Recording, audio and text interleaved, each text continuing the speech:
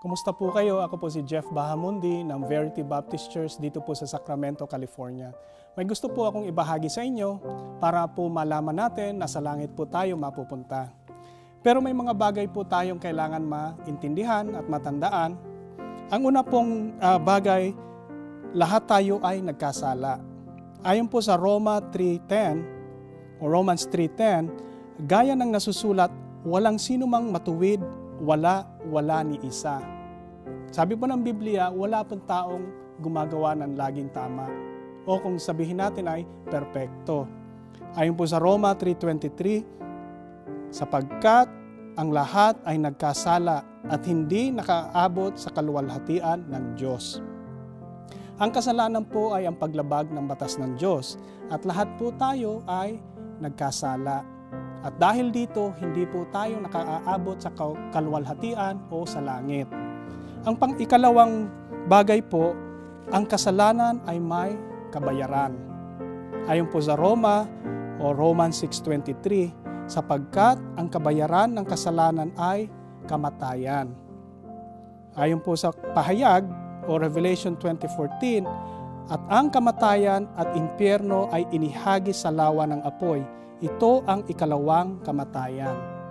Mamamatay po ang physical nating katawan, pero ang ikalawang kamatayan po ay ang spiritual na kamatayan bilang inihagi sa lawa ng apoy o impyerno. At ayon po sa pahayag o Revelation 21:8, datapwat ang mga matatakutin at ang mga di nananampalataya at ang mga kasuklam-suklam at mga mamamatay tao at mga mapakiapid at mga mangkukulam at mga sumasamba sa mga Diyos-Diyosan, maaring sabihin natin na itong mga ito ay nararapat na mapunta sa impyerno. Pero kailangan po nating malaman ito. At lahat ng mga sinungaling ay matatamo ang kanilang bahagi sa lawa na nagliliyab sa apoy at asupre, na siyang ikalawang kamatayan. Hindi po natin kailangan pumatay para lang po tayo mapunta sa impyerno, kundi ang pagsisinungaling po ay isang daan para tayo ay mapunta sa impyerno.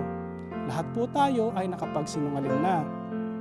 At ayon po dito sa pahayag o Revelation 20:10, ang kaparusahan sa impyerno ay araw at gabi, magpakailanman at kailanman. Ayoko pong mapunta sa impyerno at sigurado po ako ayaw niyong mapunta sa impyerno.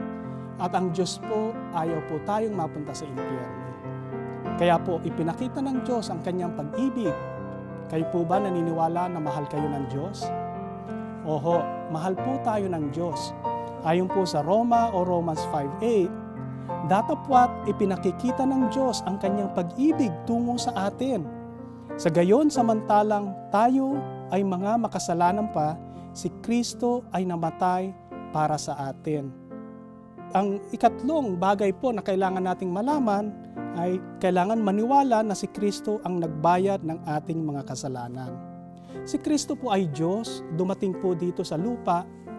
Siya po ay ipinanganak ni Birheng Maria at namuhay po siya dito nang walang kasalanan. Gumawa po siya ng mga mirakulo, binuhay niyang patay, pinagaling niya po ang may mga sakit. Subalit, siya po ay pinarusahan ng mga tao. Siya po ay pinahirapan, ipinako siya sa krus. Habang nasa krus po siya, ang ating mga kasalanan at kasalanan ng sanlibutan ay napunta sa Kanya. Siya po ang umako ng lahat ng kasalanan. Siya po ay namatay sa krus, ang katawan niya po ay inilibing sa lupa. Pero po, ang kanyang kaluluwa ay napunta sa impyerno.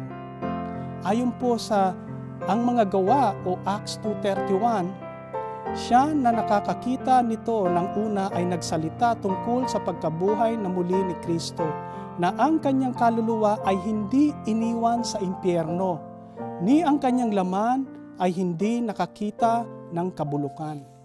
Si Kristo po ang nagbayad ng ating mga kasalanan sa impyerno. Pero pagkalipas po ng 3 araw at 3 gabi, siya po ay nabuhay muli. Kaya po meron tayong pagkabuhay at kung tawagin ay sa Ingles, Easter. may tanong po ako sa inyo. Kung si Kristo po ay namatay para sa ating lahat, sa tingin niyo po ba lahat ng tao ay mapupunta sa langit? Ayon po sa Biblia, hindi po lahat ng tao ay mapupunta sa langit. Ano ngayon ang katiyakan para sa isang tao na mapunta sa langit? Ayon po sa ang mga gawa o Acts 16:30, may isa pong gwardiya ang nagtanong kay Pablo. At inilabas sila at sinabing, "Mga Ginoo, ano ba ang dapat kong gawin upang maligtas?" Hindi ba magandang katanungan ito? At sinabi nila, "Sumampalataya sa Panginoong Hesukristo at ikaw ay maliligtas at ang iyong sambahayan." Malinaw po na sinabi ni Pablo at malinaw po sa Biblia na sumampalataya sa Panginoong Hesukristo. Hindi po sinabi ni Pablo na magsimba kayo linggo-linggo at kayo'y maliligtas. Hindi po sinabi na magpabautismo kayo at kayo ay maliligtas. Hindi niya rin po sinabi na mag-repent kayo ng mga kasalanan nyo at kayo ay maliligtas. Malinaw po sa Biblia na sumampalataya sa Panginoong Hesukristo at ikaw ay maliligtas. Ayon po sa Juan o John 3:16, sapagkat gayon inibig ng Diyos ang sanlibutan na ipinagkaloob niya ang kanyang bugtong na isinilang na anak, upang ang sino mang sumampalataya sa Kanya ay hindi dapat mapahamak, kundi magkaroon ng walang hanggang buhay. Ang pagpunta po sa langit ay sumampalataya lamang kay Hesukristo. Ayon po sa Juan o John 3:18, siya na sumasampalataya sa Kanya ay hindi hinatulan. Datapwat siya na hindi sumasampalataya ay hinatulan na, dahil hindi siya nanampalataya sa pangalan ng bugtong na isinilang na anak ng Diyos. Si Kristo po ang daan patungo sa langit. Ang pananampalataya po kay Kristo lamang. Ang ikaapat po na bagay na kailangan nating matandaan, ang walang hanggang buhay ay regalo po. Ayon po sa Roma o Romans 6:23, sapagkat ang kabayaran ng kasalanan ay kamatayan. So alam na po natin ito, ano? Ang ikalawang bahagi po, datapwat ang kaloob ng Diyos ay walang hanggang buhay sa pamamagitan ni Hesukristo na ating Panginoon. Ang kaloob po ng Diyos o ang regalo ng Diyos ay walang hanggang buhay. At ang sabi pa dito na sa pamamagitan ni Hesukristo lamang natin makakamtan ang walang hanggang buhay. Halimbawa po, itong Biblia ay ibibigay ko sa inyo bilang regalo, pero hihingan ko po kayo ng 5 piso. Yan po ba ay regalo pa? Hindi na. O kaya, ibibigay ko po itong Biblia bilang regalo, pero lilinisin niyo po yung bahay namin. Yan po ba ay regalo? Hindi na, dahil pinagtatrabahuan nyo. Ang regalo po ay tinatanggap ng walang kabayaran. Ayon po sa mga taga-Efeso o Ephesians 2:8 and 9, sapagkat sa biyaya ay naligtas kayo sa pamamagitan ng pananampalataya at iyon ay hindi sa inyong mga sarili. Ito ay kaloob ng Diyos. Hindi sa mga gawa na baka ang sinuman ay magmayabang. Malinaw po na hindi po sa mga gawa. Ito po ay biyaya. Ang kaligtasan po ay biyaya. Halimbawa po, kung sasabihin ko po, ako ay pupunta sa langit dahil nagsisimba ako linggo-linggo, yan po ay pagyayabang. O kaya sasabihin ko, pupunta ako sa langit dahil miyembro ako ng iglesia, yan po ay pagmamayabang. So malinaw po na ang kaligtasan ay regalo. Hindi po sa mga gawa natin. At ayon pa ho sa Roma o Romans 4:14, sapagkat kung sila na mula sa batas ay maging mga tagapagmana, ang pananampalataya ay naging walang kabuluhan at ang pangako ay naging walang bisa. Kailangan po na hindi po natin dinadagdagan ang pananampalataya. hindi po natin sinasamahan ng kung anumang mga bagay o gawain. Ang pananampalataya lang po ay dapat kay Hesukristo. Ang panglima po na kailangan nating maintindihan, ang kaligtasan ay walang hanggang buhay. Hindi po ito mapuputol. Ang ibig sabihin po nito, kung sa Ingles, eternal o everlasting. Hindi po napuputol ang everlasting. Ito po ay tuloy-tuloy. May halimbawa po ako sa inyo. Sabi po sa Biblia, manampalataya po lamang kay Hesukristo. So kunyari po ngayon ay nanampalataya ako kay Hesukristo at dahil dito bibigyan niya ako ng walang hanggang buhay. Everlasting life. Subalit, makalipas ng 1 taon, ako ay pumatay ng tao. Sa tingin niyo po ba, pupunta pa rin po ako sa langit? Opo. Kasi po, ang regalo ng Diyos ay everlasting life o walang hanggang buhay. Hindi po ito napuputol. Pero hindi po tayo binibigyan ng karapatan na gawin na lamang kung ano ang gusto natin. Dahil parurusahan po tayo ng Diyos dito sa lupa kung gagawa tayo ng mga kasalanan. Kung ako ay nakapatay, sisiguraduhin po ng Diyos na ako ay makukulong. Pero ang regalo niya po na walang hanggang buhay ay tuloy-tuloy po. Pag namatay po ako, sa langit pa rin po ako mapupunta. Ayon po sa Tito o Titus 1:2, sa pag-asa ng buhay na walang hanggang, na ang Diyos na hindi maaaring magsinungaling, ang nangako bago pa ang daigdig ay nagsimula.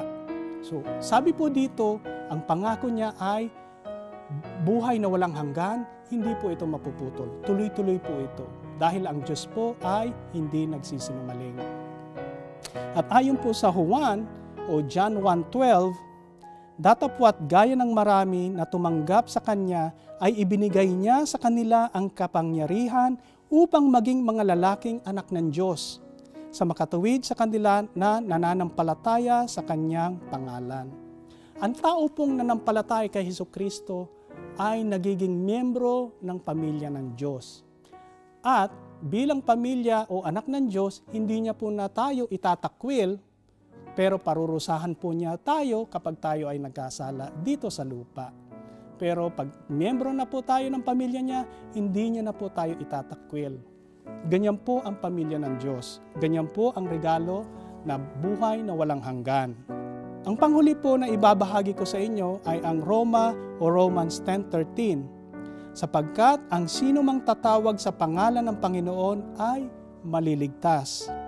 Ayon po sa Roma o Romans 10:9, na kung ipahahayag mo sa iyong bibig ang Panginoong Hesus at mananampalataya sa iyong puso na binuhay siya ng Diyos mula sa mga patay, ikaw ay maliligtas. So sabi po dito na kailangan po nating tumawag sa pangalan ng Panginoon. Ano po ang pangalan ng Panginoon? Hesukristo. At kailangan nating ipahayag ang ating pananampalataya sa Kanya. At magagawa po natin ang pagtawag sa Kanya sa pamamagitan ng pagdarasal. So, papaalala ko lang po na lahat po tayo ay nagkasala. Pangalawa po na ang kasalanan ay may kabayaran. At ang pangatlo po, ang walang hanggang buhay ay regalo.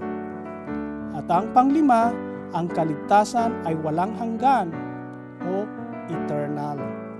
Hindi po ito mapuputol o hindi matitigil. So kung lahat po ito ay malinaw sa inyo at naiintindihan nyo, tutulungan ko po kayong tumawag sa Panginoon sa pamamagitan po ng pagdarasal. Sabayan nyo lang po ako. Panginoong Hesus, ako po ay nagkasala sa inyo. At naniniwala po ako na nararapat po akong mapunta sa impyerno. Naniniwala po ako na kayo po ay namatay, inilibing at nabuhay muli. At naniniwala po ako na kayo lang ang magdadala sa akin sa langit. Patawarin mo po ako sa aking mga kasalanan ibigay mo po sa akin ang regalo na buhay na walang hanggan. Amen. Kung seryoso po yung pagdarasal nyo at sa puso po yung pagdarasal nyo, ibig sabihin po na nanampalataya kayo kay Hesukristo. At ibig sabihin po, ayon po sa Biblia, na ligtas na kayo. Maraming salamat po sa pakikinig sa akin. Congratulations po.